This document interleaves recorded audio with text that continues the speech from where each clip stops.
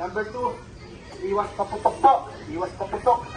Huwag na po tayo magpaputok, mag-squeeze o ano man dahil ang mga pet dog and pet cat natin maapektuhan.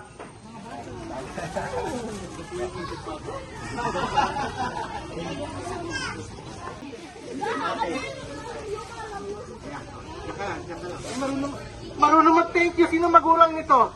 Marunong mag-thank you. Sisita. Oh, huwag na kayo magtuturotot. Nandiyan na tayo magtuturotot pag yung kabayon doon na ha. Gano'n. Kasi baka maggulat si Tito Manny ninyo. Ay!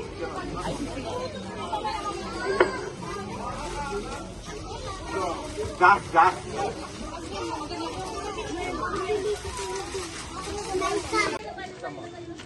Ikaw na lang mag-walk ito. Oy, magandang ngiti. Ay! Okay. Ngiti, ngiti.